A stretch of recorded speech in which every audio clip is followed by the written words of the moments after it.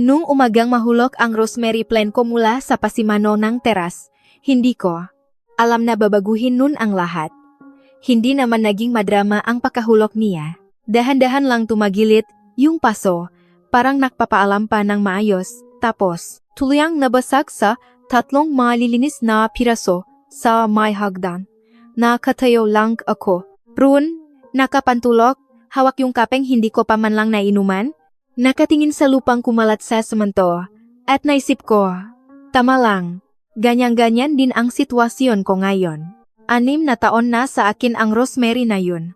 Iniuwi ko to nung unang linggong. Lumipat kaming asawa kong si Anton sa una naming kondo sa Bigeche. Dala-dala ko, siya sa bawat paglipat namin, pinuputulan pag masyado ng humahaba, kinakausap, sa mga araw na ang bigat ng pakiramdam ko. Sabi ni Anton, ang weird ko ro para gawin yun. Ang dami niyang sinasabi nun.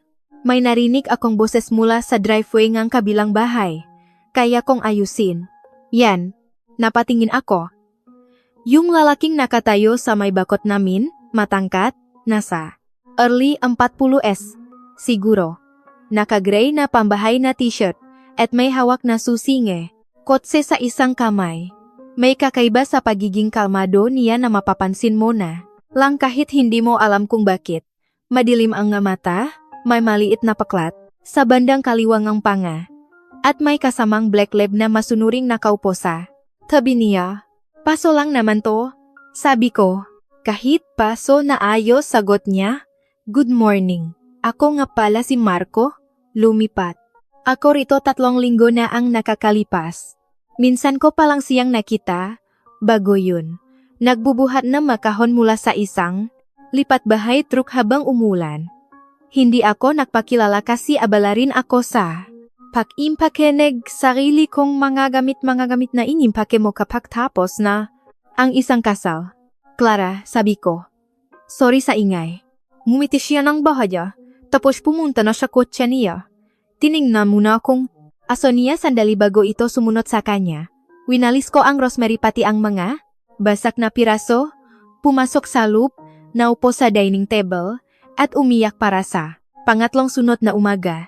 Hindi dahil sa paso, kundi dahil ito na ang bahay ko. Ngayon, akin lang, at hindi ko pa rin alam kung ano ang dapat kong maramdaman. Tungkol dun, ako si Clara Santos, 31 years old. Isa akong registered nurse sa Street Lux Medical Center. At sa loob ng 4 na taon, naging asawa ko si Anton Villanueva, isang corporate lawyer at ang pinakatahimik pero pinakamalupit na taong nakilala ko. Nakita kami nung 26 ako. Charming siya, yung tipong sadyang pinag-isipan ang pagiging charming. Parang inensayo niya talaga. Natatandaan niya lahat ng kinukwento mo sa kanya. Dumadating siya sa eksaktong oras na sinabi niya. Ipaparamdam niya sa iyo nung umpisa na ikaw ang pinaka-importanteng tao sa kwarto. Kinasai kami pakalipas ng 18 months. Nayak sa tuwa ang nanay ko sa rakasal. Lumipat pagaling Cebu ang mga magulang niya at dinala kami sa isang fine dining restaurant na may 1-2 week reservation. Wait bago ka makakain. Lahat, mukhang tama. Nangyari yung unang pagkakunan ko, miscarriage 8 months pagkatapos naming, ikasal. 10 weeks na sana yung baby. Yung panggalawa, nangyari 14 months after, sa 9 weeks. Pagkatapos ng panggalawa, may nagbago kay Anton. Hindi palapit sa akin, hindi sa paraang kailangan ko. Lumayo siya, naging masyado siyang praktikal at parang doktor kong mag-isip. Sinasabi niya yung ngalinyang, may sariling timeline, shiban ang katawan natin. At kailangan nating kumausap ng specialist, gamit ang parehong boses na ginagamit niya kapag may conflict sa schedule niya. Ang hindi niya ginawa ay yakapin ako. Ang ginawa niya, sa huli, ay pilitin akong pumirma ng isang postnuptial agreement o kasunduan sa paghihiwalay ng ari-arian. Pinalabas niya na para raw yun sa proteksyon naming dalawa. Lumalaki na raw ang law firm niya at may ma-assets na dapat isaalang-alang. Ang kapal ngang dokumento at punong nga legal terms na hindi ko maintindihan. Humingi ako ng oras para ipabasa. Yun sa iba, sabi niya, wala na raw oras, malapit na raw ang deadline para i-file, at yun daw ang mismong nirekomendang structure ng partner niya. 8 weeks pa lang ang nakakalipas mula nung panggalawang miscarriage ko at pagod na. Pagod ako sa paraang hindi lang pisikal. Pinirmahan ko. Hindi ko nalaman hanggang 14 na buwan ang lumipas nang may isang paralegal sa firm niya na aksidenteng nasend sa akin ang isang email na para sana sa iba na may relasyon pala siya sa katrabaho niyang si Stephanie sa loob ng halos 2 taon. Kinumpronta ko siya nung isang gabi ng Huwebes. Hindi niya tinanggi. Naupo siya sa kaharap ko sa kitchen island namin. Nagsalita en kumpleto at kalmadong mga pangungusap at sinabi sa akin na tapos na ang kasal namin. Matagal na raw, siyang hindi masaya at yung agreement na pinirmahan ko ay nagbibigay sa akin ng maliit na settlement pero wala akong makukuha sa joint investment accounts na pinundar namin sa loob ng 4 na taon. Nung sinabi kong hindi yun patas, sabi niya, nakadepende sa tao kung ano ang patas, Clara. Pero ang batas, hindi. Binigyan niya ako ng 60 days para i-vacate ang bahay na binili naming 2. Papalipatin na niya si Stephanie bago pa man ako matapos magimpake. Nahanap ko yung inuupahan kong bahay sa Silang, Cavite dahil may kasamahan. Akong nurse na lumaki ron at sinabing tahimik do, maganda ang hangin, at ito, yung klase nga, lugar kung saan mas mabagal ang takbo ngang buhay sa paraang. Nakakaginhawa, kailangan ko nga mas mabagal na buhay. Kinuha ko yung bahay ng hindi man lang pinupuntahan, nakabase lang sa mga pictures at virtual tour, at sa katotohanan, may teras ito na nasisinagan ng araw kung saan naisip kong baka lumago ang rosemary ko. Lumipat ako nung isang Martes ang Pebrero habang umulan, at tinulungan ako ang kapitbahay kong si Marco na makbuhat na isang kahon ng kalibro paakyat sa hagdan ng hindi ko man lang hinihingi, kasi lumabas, siya para kunin ang sulat niya, at saktong nandun lang para gawin yun. Sabi ko, salamat. Sabi niya, walang anuman. Hanggang dun lang ang unang pag-usap namin.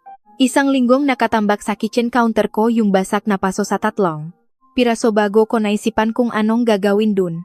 Galing ako sa 12-hour shift ng pag-uwi ko. Nakita kong buo na ulit yung mapiraso at pinagdikit ng isang bagay na hindi tinagong glue, kundi may manipis na linyang ginto. Parang mas binigyang halaga yung mabasak na bahagi imbis na itago. May maliit na handwritten note sa ibaba. Kintsuhi, disenyong Hapon, hinto sa makabasak. Naisip ko babakay. Nung Mayo, nakatayo ako sa kusina ko ng nakascroops, matagal na hawak ang inayos na paso.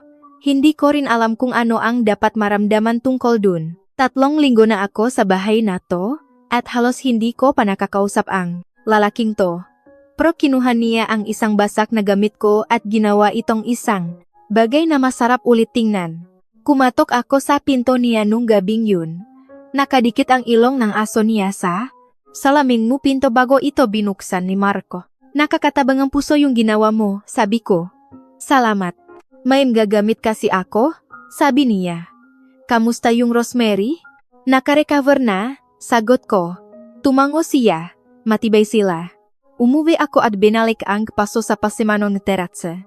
Dahan-dahang pumasok ang tak-araw sa silang, yung klaseng hindi pa sigurado, parang tinates muna ang hangin bago tuluyang uminit. Mahahaba ang shifts ko sa trabaho tapos umuwi ako sa tahimik na bahay at naglulutong sariling hapunan. Hindi ko masyadong na-enjoy ang kumain ng mag-isa at tinatawagan ko ang nanay ko tuwing linggo ng gabi nang hindi sinasabi sa kanya kung ano talaga ang nararamdaman ko. Alam ng nanay ko na nanloko si Anton. Hindi niya alam yung tungkol sa postnuptial agreement. Hiyang-hiya ako tungkol dun sa paraang hindi kung may paliwanag ng mayos hindi dahil nalinlang ako, kundi dahil hinayaan kong maging manhid ako dahil sa pagod at lungkot kung kailan dapat ay mas nagtanong ako ng maigi. Matalino at mapakmahal ang nanay ko at hindi niya ako sisisihin, pero hindi pa ako handang marinig na hindi niya ako sisisihin. Ang weird, pakinggan. Pero totoo, Naging maganda ang relasyon namin ni Marco bilang magkapitbahay dahil sa maliliit na interaksyon. Nakawayan kami kapag kumukuha ng sulat. May pick-up, truck siya, at minsan tinulungan niya akong maglipat ng isang second-hand na furniture na binili ko. Nalaman kong black coffee ang iniinom niya at nakakape. Siya sa teras ng maaga pa, habang tahimik pa ang kalsada. Nalaman kong Kobe. Ang pangalan nga aso niya, 2 years old na, at kasama na niya sa mga bagay na hindi niya idinetalye. Nalaman kong nagserve siya sa Philippine Navy ng 8 taon at nagtrabaho sa National Bureau of Investigation, NBI, sa isang unit na dinedeskribe lang niya bilang financial crimes, white collar. Nasa Maynila siya nang mag-usap kami. Noon, tapos na Cliff, siya, kaya siya nandito ngayon sa silang, hindi siya. Masyadong nagtatanong tungkol sa buhay ko. Inabot pang ilang linggo bago ko na-realize na hindi yun kawalan ng pakialam. Isa yung klaseng pasensya. Hinahayaan niya akong mag-open up sa sarili kong bilis. Walang sinuman sa buhay ko kailanman ang gumawa nun. Isang gabi nung Abril, nakaupo ako sa teras habang pinakmamasdan ang palubog na araw. Lumapit siya patawid sa bakot namin at umupo sa kabilang silya nang hindi naktatanong.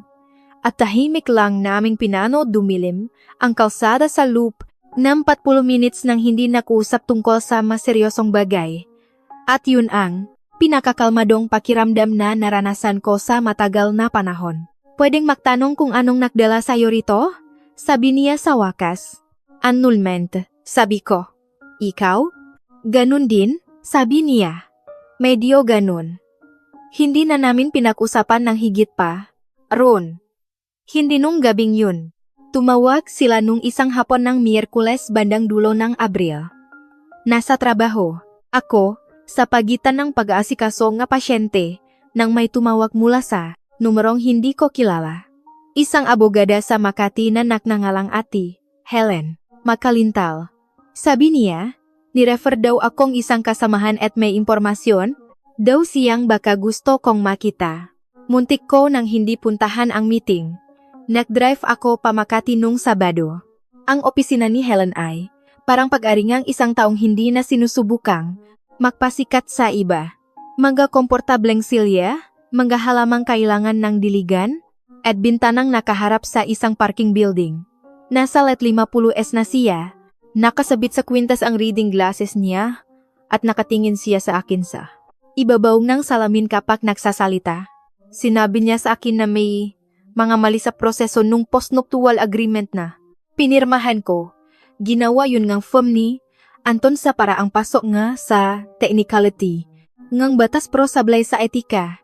Partikular na rito ay hindi niya idineklara ang lahat ng ari-arian namin bago ako pumirma at sadyang pinabilis ang deadline para wala na akong oras magpakonsulta sa ibang abogado. Sabi niya kung magdedesisyon akong kasuhan at bawiin ito, malakas ang laban natin. Tinanong ko kung paano niya ako nahanap. Tumingin muna siya sa mesa niya sandali, bago sumagot. Sabi niya, may nakapansin sa agreement na pinirmahan ko bilang bahagi ng mas malaking investigasyon laban sa law firm ni Anton.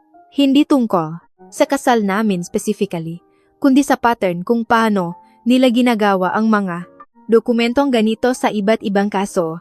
Napansin ang kaso ko na isa sa mga kailangang i-notify. Nag-drive ako pabalik ng silang sa isang kakaibang katahimikan ibang-iba sa katahimikang nakasanayan ko. Ito yung katahimikan ng isang bagay na matagal. Nang nakatihil na ngayon ay nagsisimula ng gumala.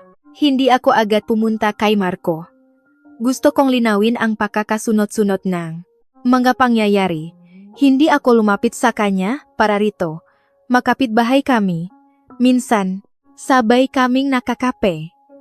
Gusto ko siya sa simpleng paraan na nagugustuhan mo ang isang tao dahil palagi siyang totoo kung sino siya.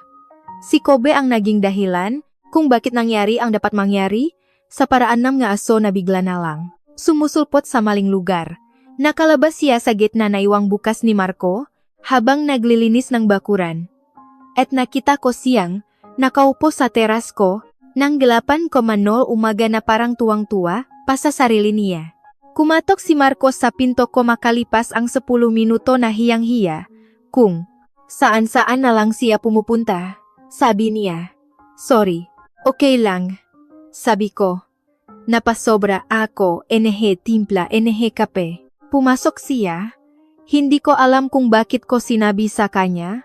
Siguro dahil mainit, sa kusina, at nakahiga si Kobe sa ilalim ng mesa, at sa paraan ng pakikinig ni Marco hindi siya nag-abang lang ng pagkakataon para siya naman ang magsalita.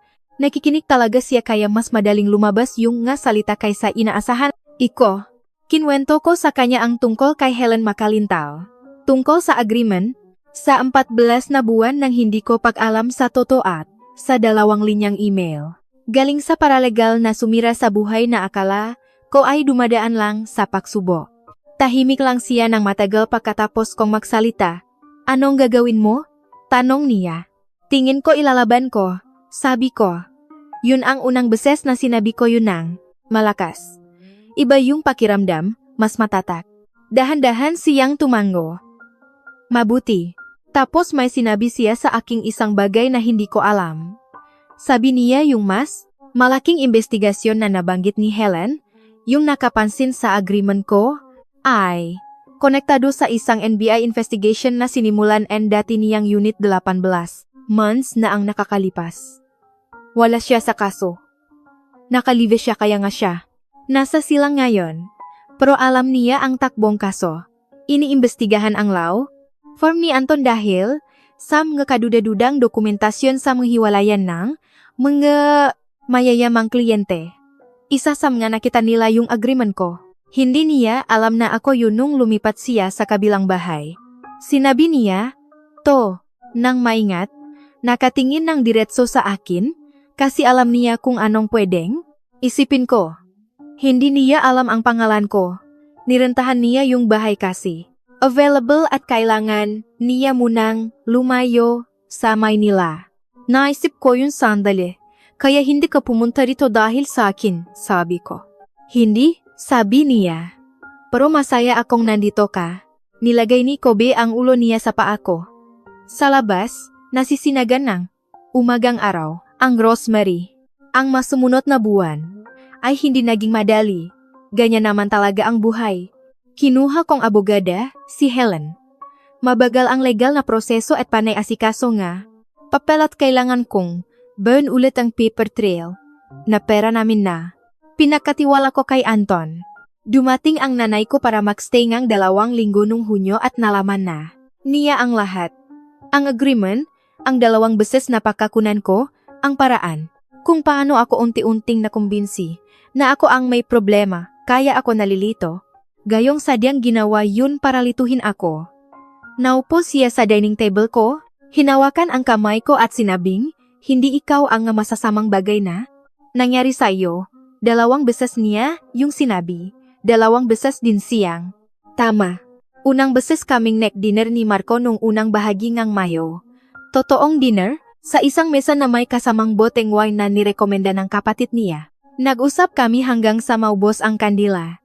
Kinuwento niya sa akin ang tungkol sa unang asawa niya na natapos ang kasal nila 3 taon na ang nakakalipas sa tahimik at formal na hiwalayan. Walang pananakit, 2 taon lang talaga na makaibang gusto sa buhay at matagal bago nila inamin yun sa sarili nila. May anak siyang babae, 2 years old, na bumibisita sa kanya sa silang tuwing ikalawang weekend. Superfan ng marine biology ang bata at may mga seryosong opinyon tungkol sa pagkain ni Kobe na nadyang nakakabaliw at nakakatuwa para kay Marco. Nika ang pangalan niya at sumulpot siya nung isang Sabado ngang Hunyo. Nakabota at nakapusot ang buhok at agad na pinuntahan ang Rosemary sa teras. At seryosong tinanong sa akin kung anong pangalan nun. Rosemary lang ang tawag ko sa kanya, sabi ko. Pinag-isipan niya to. Hindi yan pangalan, sabi niya. Tawag yan sa klase niya. Tiningnan ko si Marco sa likod ni Nika. Tiningnan niya ako gamit ang muhanga. Isang lalaking ilang beses nang naitama ng batang to at tinanggap na lang ang kapalaran niya. Ano bang magandang itawag sa kanya? Tanong ko. Nag-isip siya. Rosie, sabi niya, para alam niya, na alam mong babay siya. Pinangalanan kong Rosie ang halaman.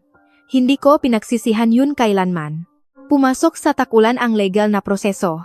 Ilang beses nakpadala ang sulat ang abogado ni Anton na nakikipagsettle sa halagang paunti-anting lumalaki, na nakumpirma sa hinala ni Helen. Natatakot sila. Minsang tumawag mismo si Anton nung Hulyo at sinabing pinapakomplikado ko lang daw ang mga bagay-bagay nang walang dahilan. At tanggapin ko na raw yung offer at magpakapraktikal na. Sinabi ko sa kanya na ang pagiging praktikal ay nakadepende sa tao. Pero ang batas, hindi. Tahimik siya ng 2 segundo bago niya binaba ang telepono. Sinabi sa akin ni Helen, kalaunan na nasa formal na investigasyon na ang firm nila at tetlong, iba pang settlement ang muling binuksan ng korte. Ang makaternang dokumentong napansin sa kaso ko ay lumabas sa 7 pang ibang kaso ang mismong partner ni Anton. Yung nagpayo raw tungkol sa timeline ng agreement ay nakikipagtulungan na gayon sa investigasyon. Nung Agosto, nagbago ng malaki ang kondisyon sa settlement. Hindi ko na sasabihin kung makano. Ang sasabihin ko lang ay, sapat na yun, sapat na para. Hindi na ako matakot na maubusan ng savings. Sapat na para mabayaran ko ng buo, si Helen. Sapat na para maramdaman ko na yung 4 na taong pinundar namin ay kinilala bilang totoo at hindi katang-isip lang. Nung umagang tumawag si Helen para ibigay ang final confirmation, lumabas ako at naupo dala ang kape ko sa teras at hinawakan ang pasong may linyang ginto. Naramdaman ko ang kakaibang pakiramdam na sa wakas, may isang kabanatang nagtapos din. Lumabas din si Marco na may dalang kape. Hindi na siya nagtanong, umupo na lang. Siya sa kabilang silya. Tapos na, sabi ko. Anong pakiramdam? Tanong niya. Kailangan ko muna itong isipin. Parang nakakahinga na ulit ako ng diretsahan, sabi ko, imbis na patagilit lang. Tumango siya. Natulog si Kobe sa pagitan na manggasilya namin kung saan may tama. Nga araw, kailangan kong sabihin sa inyo kung ano ang nangyari pagkatapos nito dahil ito, yung partang pinakanagulat ako, hindi yung madrama na ipinapangako sa mga pelikula, kundi yung totu at tahimik na nakakagulat, yung may intindihan mo. Langka pa lumingon ka pabalik. Hindi kami agad na-fall ni Marco sa isa't isa na. Parang sa mga kwento. Ang nangyari sa amin ay mas mabagal, mas pinag-isipan, at mas totoo kaysa roon. Marami kaming pinag-usapan. Minsan nagtatalo kami tungkol sa mga mahahalagang bagay at pati sa mga walang kwentang bagay at narelise namin na walang bumibigay o nakakalamat sa aming dalawa kapag hindi kami makasundo. Pagkatapos na 4 na taon kay Anton, isa itong napakagandang diskubre para sa akin.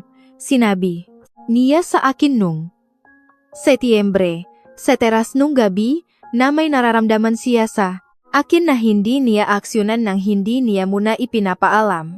Diretsahan niya itong sinabi, yung paraan ng pagkasabi niya sa lahat ng bagay, tapos sinabi niya na naintindihan niya kung kailangan kong oras o espasyo, o kung hindi, pareho ang nararamdaman ko. At kahit ano pa ang sagot ko, hindi magbabago ang pagpapahalaga niya sa nabuo naming samahan bilang magkaibigan at makapitbahay. Tiningnan ko siya ng matagal. Hinihintay kong sabihin mo yan, sabi ko, simula pa nung Abril. Tumawa siya. Totoong tawa. Yung klaseng tawa na bihira lang manggaling sa kanya. Kaya mas lalong napakahalaga. Bakit hindi ka rin nagsalita? Kung ano ring ang rason mo, yun ding ang rason ko, sagot ko, lumalabas na, pareho pala kaming tao. Na natutong maging maingat sa mga bagay na pinapahalagahan namin. Nung Oktubre, nalaman kong buntis ako. Nakaupo ako sa banyo ng bahay ko. Alas 6 ng umaga at tinititigan ang pregnancy test ng napakatagal. Bago pa lang kami ni Marco nun, sobrang bago na sinolo ko muna yung balita ng 2 araw bago ako naging handang sabihin ito ng malakas. Alam ko ang pakiramdam ng mawalan ng 2 beses. Alam ko ang pakiramdam nito. Ang pag-asa na isa ring matinding takot, ang pag-asam na isa ring pagluluksa para sa mga nawala. Nanay ko ang una kong tinawagan. Umiyak siya. Umiyak din ako. Tapos sinabi ko, kay Marco. Nakaharap siya sa akin sa dining table, parehong hawak ngang kamay niya ang kape, at nakikinig lang. Pagkatapos kong makwento, sabi niya, sabihin mo sa akin kung anong kailangan mo ngayon. Hindi bukas, kundi ngayon din. Sabi ko, kailangan kong hindi mo ito itrato na parang babasagin. Kailangan kong itrato mo ito na tutu. Inabot niya ang kamay ko mula sa kabilang dulo ng mesa, hinawakan ito, at sinabing, to. Nagpunta ako sa isang high-risk OBGYN dahil sa history ko. Bumalik ang nanay ko. Sa silang para sa unang trimester. Puro maingat na check-ups at maingat na mga buwan ang dumaan. At yung partikular na klaseng paghihintay na isa ring uringen, pananampalataya. Hindi mo alam, hindi mo talaga malalaman, pero magpapatuloy ka pa rin.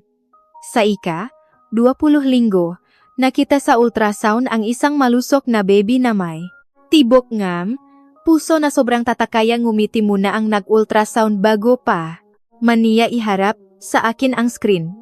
Hawak ni Marco ang kamay ko. Sinika na kinwento na namin ang sitwasyon sa paraang pasok sa edad niya ay nakdeklarang dapat daw magustuhan ng baby ang mga ocean animals kaya ngayon pa lang ay nagpaplano na ng disenyo ng nursery. Sa 28 linggo, napansin ang ubi ko na tumataas ang blood pressure ko.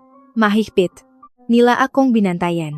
Binawasan ko ang oras ko sa trabaho, nag-aral magluto si Markong 3 karagdagang recipes na nirekomenda ng obe ko at niluluto niya. Yun ang walang kaarte-arte, tulad ng ginagawa niya sa lahat ng importanteng bagay. Sa 34 na linggo, pinanganak ang anak namin, kulang sa buwan, mas maliit kaysa sa inasahan namin, pero nakakahinga ng mag-isa. Sabi ng NECU team ay, isang milagro raw ito, pero alam ko naman na simulat sa pool. Nagdesisyon na ang batang ito na magiging okay siya. Pinangalanan namin siyang Jaime, sunod sa pangalan ng lolo ni Marco at sa tatay ko, na pareho ng patay at naisip naming. Karapat dapat na maging bahagi nga nito kagandang balita. Nalaman ni Anton ang nangyari sa paraan na nalalaman mo ang nga sismis. Ngayong sa pamamagitong na kakilala, sa mabilisong koneksyong, mundo nga profesional. Tumawag siya ng isang beses, pero hindi ko sinagot. Nag-text siya na sana. Ro ay mayos ang kalagayan ko. Hindi na ako nag-reply. Wala na ang pangalan niya sa maaraw ko. Yun lang ang sasabihin ko tungkol sa kanya. Nakakalaro ni Nika si Jaime. Tuwing kabilang weekend at tinatrato niya ang bata. Na may kasiguraduhan ng isang taong nagdesisyon ng kapatid niya ito at hinihintay na lang siyang lumaki para maka-agree na sa kanya. Si Kobe naman ay naupo sa tabi ng kuna ni Jaime, na may seryosong mukha na para bang sobrang bigat at importante, responsibilidad niyang magbantay. May sarili ng kwarto ang nanay ko sa silang. Hindi naman permanent address, may sarili pa rin siyang buhay at bahay sa Lipa, kung saan siya tumira simula nang mamatay ang tatay ko. Pero may sarili na siyang kwarto rito na may mga gamit niya. Isang mungang kape na kanya, sarili niyang susi. Nasa pasimano pa rin ng terasang Rosemary, sa mismong pwesto niya nung umagang ibinalik siya sa akin ni Marco na buo na ulit kasama ang lahat na gintong linya. Dinidiligan siya ni Nika tuwing weekend. Nire-report niya sa akin kung anong lagay ng halaman na parang isang scientist na kumukuhang data. May tumubong 2 bagong sanga kay Rosie, sabi niya sa akin nung isang linggo. Mabuti, sabi ko. Gusto niya rito, sagot ni Nika. Tiningnan ko yung halaman, ang magintong linya sa magabasak niya, ang bagong sibol sa madulong ang sanga. Naisip ko yung umagang nahulog siya at nabasak kung paano akong nakatayo sa hagdan ng nakapantulog at nag-isip na, ganyan-ganyan din ang sitwasyon ko ngayon. Tama ako. Yun talaga yung sitwasyon ko nun. At kung nasaan ako ngayon ay ibang-iba na sa lahat ng paraan na mas mahalaga.